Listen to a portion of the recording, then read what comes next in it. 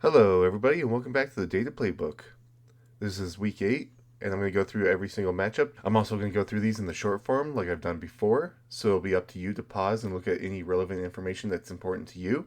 I will try to highlight a few pieces, but I'm just going to run through them pretty quickly. In this matchup, we have Dallas going to Denver, where Denver is favored on the money line with a spread of 3.5 and a total line of 51.5. A couple interesting notes about the rankings in this game is that Dallas is the second best team at scoring in the league, but they're one of the worst teams at stopping their opponents from scoring. Meanwhile, the Broncos are one of the best teams at stopping their opponents from scoring.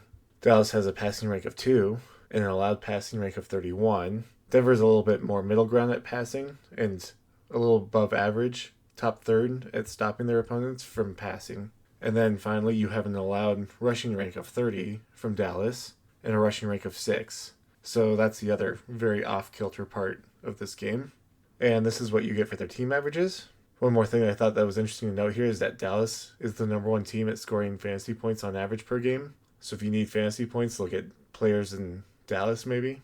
Bringing up the quarterbacks, you have Dak Prescott and Bo Nix. Dak Prescott has 146.8 total fantasy points this season, averaging 20.9 per game. Bo Nix has 137.4 total fantasy points this season, averaging 19.6 per game. Dak Prescott has 3 interceptions this season, while Bo Nix has 4 interceptions this season, and 1 fumble loss that was due to a sack.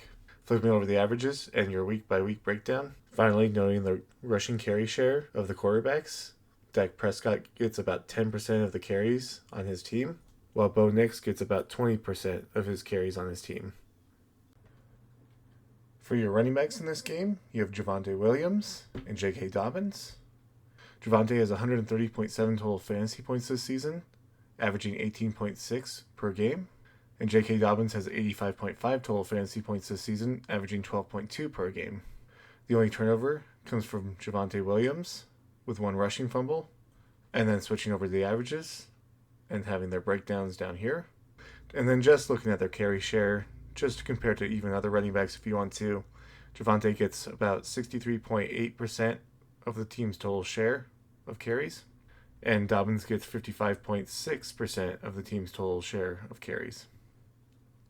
Taking a look at the number 1 wide receivers, you have CeeDee Lamb and Courtland Sutton, with Lamb having 60 fantasy points this season, averaging 20 a game, and Sutton having almost 100 total fantasy points this season, averaging 14.2 per game.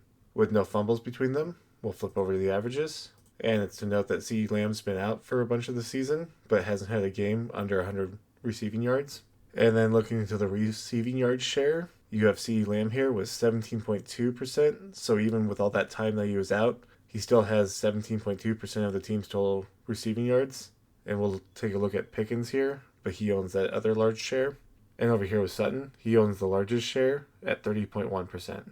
Now taking a look at George Pickens and Troy Franklin. Pickens has 132.7 total fantasy points this season, averaging 18.9 per game. Franklin has 69.2 total fantasy points this season, averaging 9.9 per game.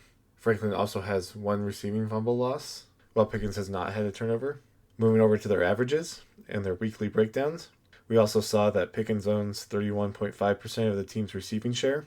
Much of that's because he's been the number 1 receiver while CeeDee Lamb's been out, and Troy Franklin over here was 17.3% of his team's receiving yards. And then the tight ends for this matchup are Jake Ferguson and Evan Ingram. Ferguson has 120 points this season, averaging 17.2 per game, and Evan Ingram has 46.6 total fantasy points this season, averaging 7.7 per game, with no turnovers. And moving into our averages, and looking at the team's receiving share, you have Jake Ferguson with 17.3% of the team's receiving total share, and Evan Ingram over here has about 11.5% of the team's receiving share. So this could be an interesting high-scoring game, where you have a team that likes to score a whole bunch, has a great offense, against a pretty good defense, and a not-so-good defense against a decent offense. So it might just come down to who can score more points. So there you have the details for this matchup. I hope that you enjoyed. If you did and you got something out of it, leave a like and subscribe. And leave a comment on what else you might want to see in the future. Other than that, thank you so much for watching.